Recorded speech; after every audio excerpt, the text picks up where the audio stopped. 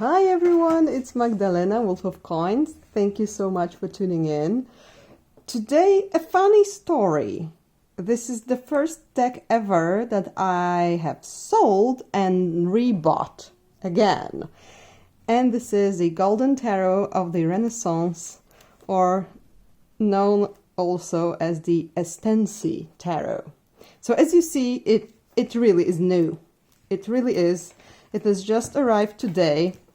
And the story is, since I love historical decks, and I always have loved old things, even when I was a tarot newbie, I bought this deck years ago.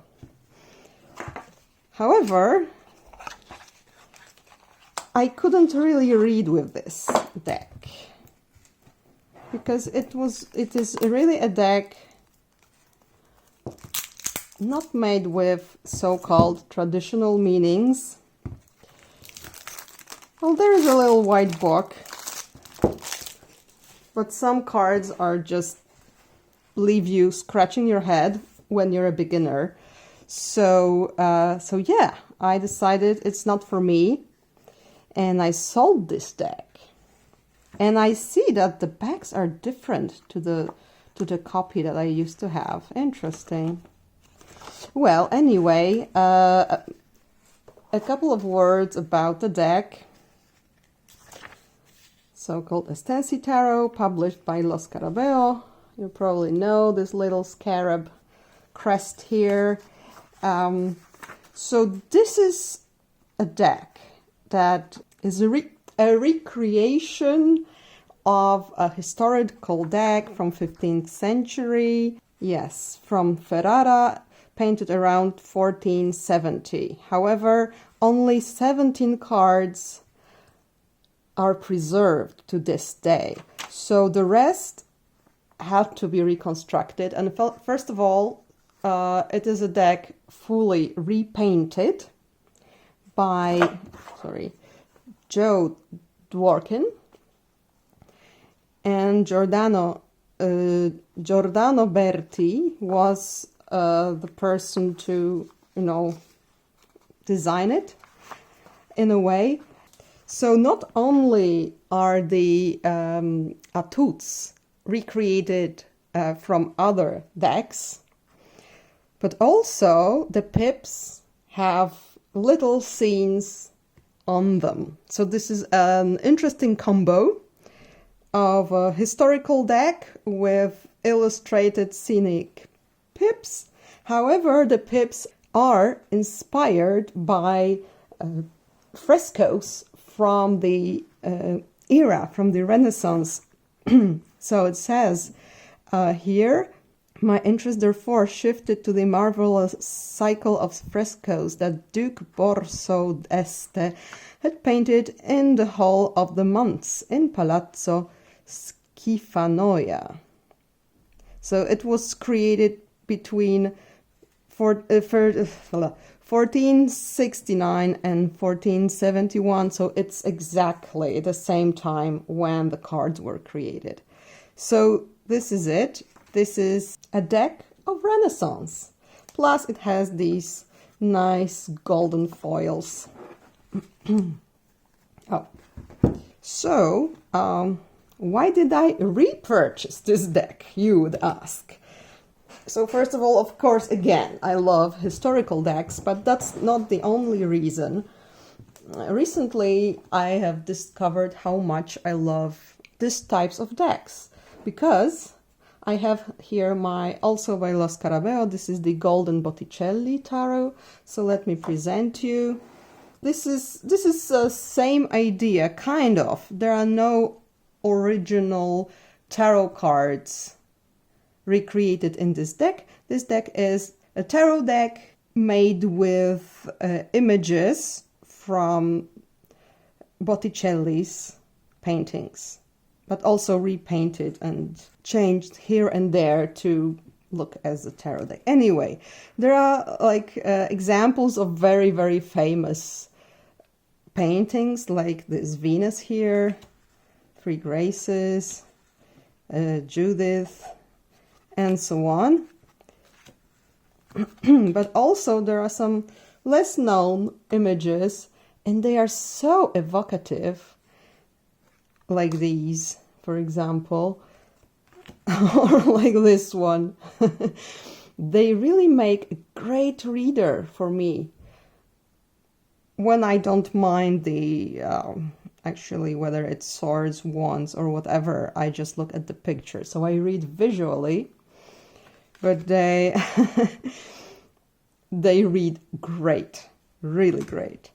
So I thought, since I have such profound and great readings with this one, why not become friends again with the Estensi deck? So let's start with the Atouts. Where are they? Okay. And by the way, this deck is of course trimmed by me and edged in black, and I think it looks gorgeous, but that's not the point here. Yes, the Atouts. What I'm not loving about this deck is that it has those Los Carabeo classical many language explanations here, but could I trim it? I could possibly trim these cards too. Yeah, this might happen because I don't care about the backs, even though it make them a bit, you know, not centered anymore. Well, I'll think about it. So yeah, this is our fool with this funny hat and little gnomes, gnomes playing around his feet. Then there's the magician or the juggler, the papesse,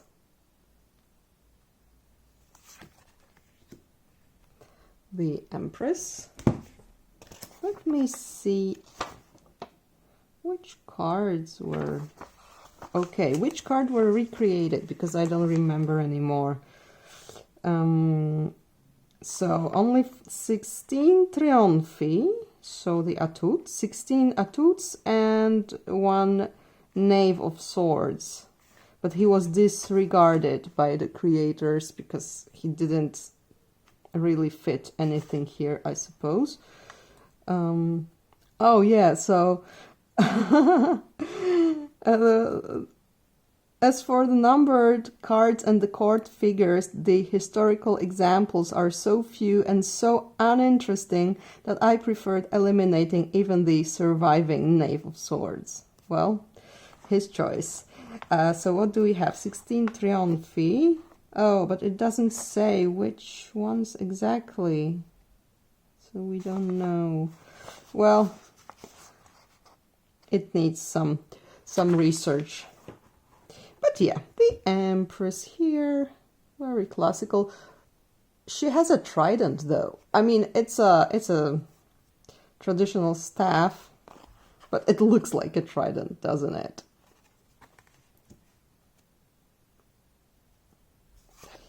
Yeah, and the Pope.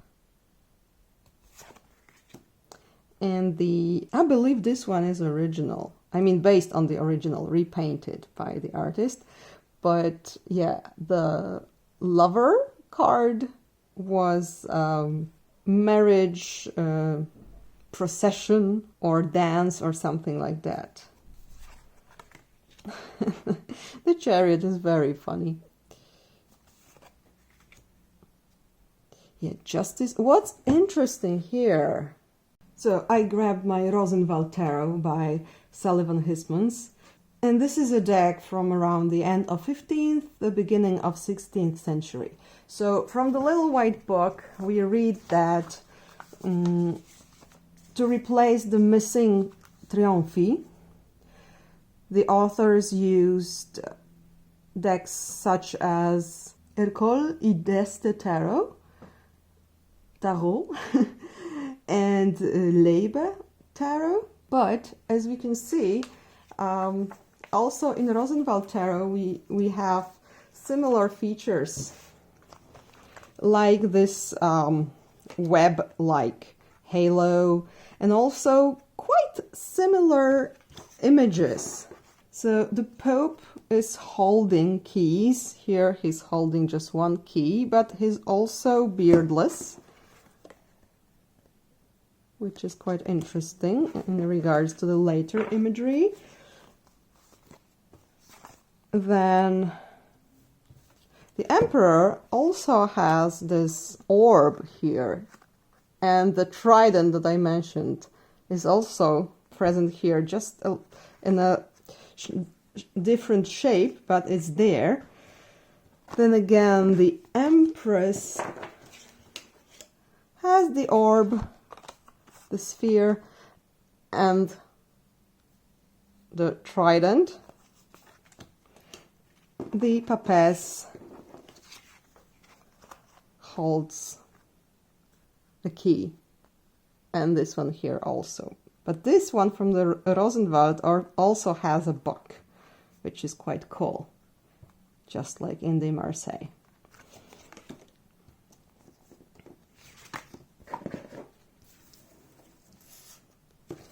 So yeah,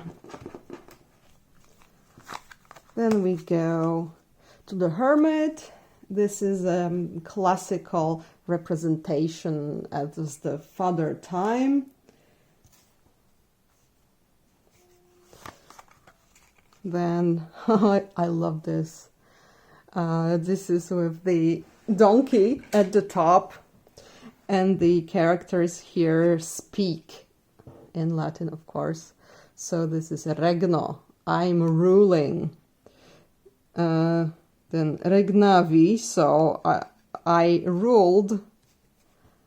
Then half man, half donkey is regnabo, so I will rule.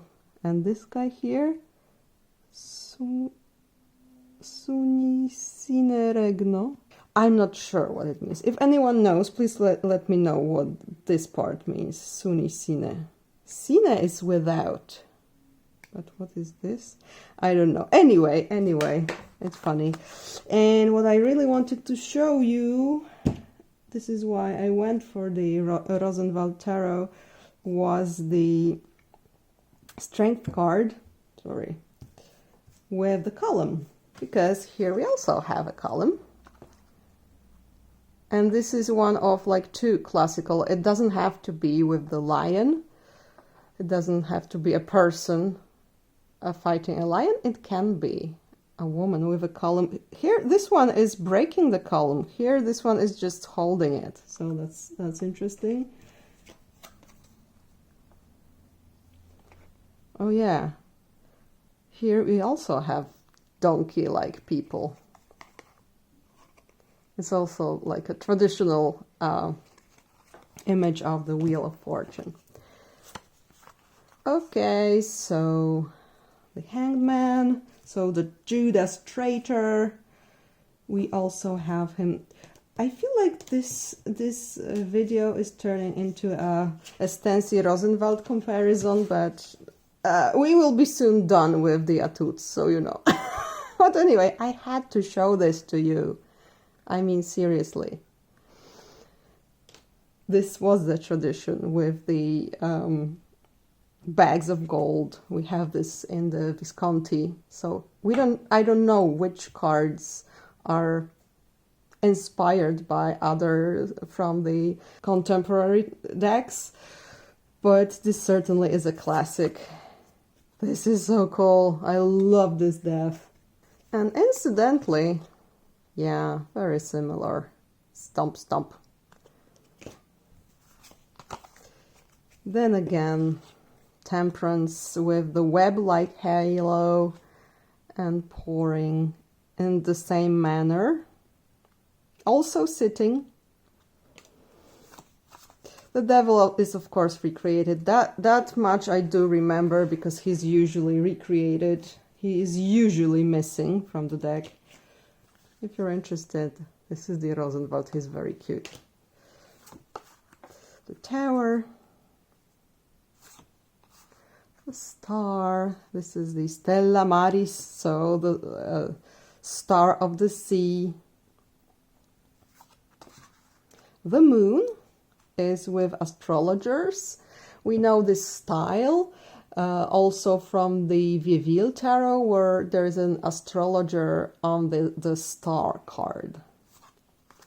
And the sun is with a spinner.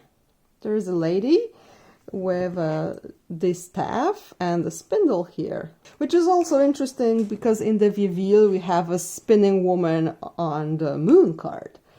And here it is the sun. So many naked happy people being resurrected. And the world is the last attitude. By the way, this is the tower, also similar, right? Without any people here. But tower is also often missing from the decks, from the old ones. Yeah, so here, no webbed halo like here, but it's extremely similar, extremely. And the orb. Yeah. So these are the attitudes. And now for the intriguing minors. So we start with this Pegasus at a well. Then, oh, it's all mixed up. Is it? Oh no, this, I thought it was the Ace of Wands. This is the Ace of Cups, you guys. Confusing, confusing. But this makes sense. The well is the cup itself. And it also reminds me a bit of the Visconti decks. See, it is a kind of a fountain or a well, and it looks quite similar. So yeah, these are the cups. And we go with 2 cups. And this couple here. 3 cups. And 4 of cups. 5 of cups. So as you can see, these are not any... some of them have more or less traditional meanings, like on the 2 of cups we have a couple, but then on the 3 of cups we have a nun who's praying, and here we have a person covered in leaves with some rays from the sun coming out. So this is really, if you want to follow any... I wonder what the... Sorry, I'm a bit distracted, but I'm really curious what the little white book says about the 5 of Cups. Let's see. Okay, it says meditation. What? Close observation. Search for the truth. Okay, okay. And put on some leaves. All right, then 6 of Cups. Many naked children. Okay, play makes sense. Then there is a sun face surrounded by cups. On the 7, revelation, creativity, discovery, supernatural vision, reversed hallucination, error. So you can see how a beginner tarot reader like me many years ago could get confused with all this. But yeah, we haven't arrived yet on my favorite card. Okay, so 8 of Cups. Strange. What is this? What is this? I don't know. I just don't. And I know that this will make sense in a reading, but not now. 9 of Cups here and the 10. Oh, on all 10s, as I remember, there are animals. And I think it has something to do with the astrology. So maybe this is the Capricorn. Whoops. Okay, so the Knave of Cups is very amorous. And we have cute bunnies here. Everything is about love and music. Then the knight is very classical. Oh, the queen. She's like,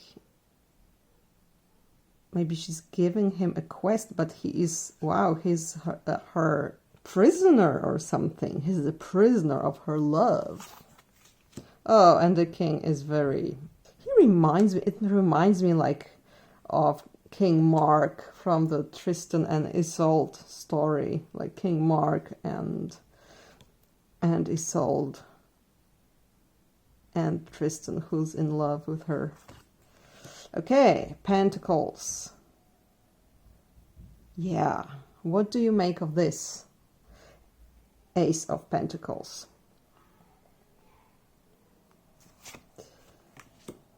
Now,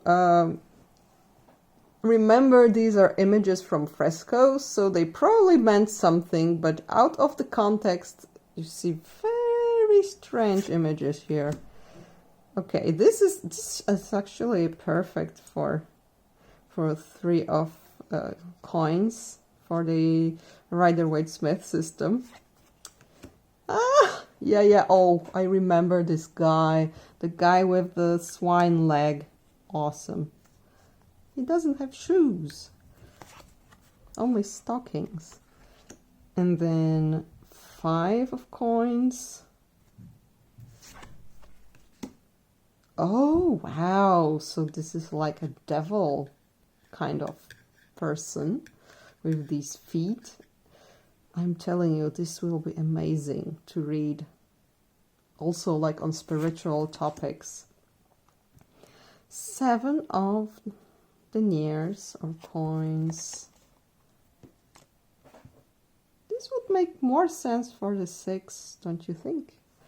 But anyway, this is awesome. I'm sorry, but this is just amazing. This is just, oh my God. This guy here with the horse and the, I don't know what this is, and this dragon on the palm of his hand. Awesome. 9 of coins. And here we have Taurus, if I understand correctly, for the 10. Oh my goodness. So the page of coins is doing something on the battlefield, like collecting bones or something. This is amazing. And oh yeah, so the knight of coins is, maybe he's doing some business with this other guy. Makes sense for coin knight. Then the queen with a very cool hairstyle. And the young king with a bow and arrows. All right, there's a guy on the tree and the ace of batons. Love him.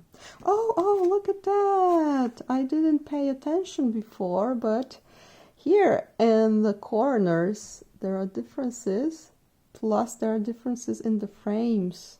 So each suit has its own frame. Is that right? Yes.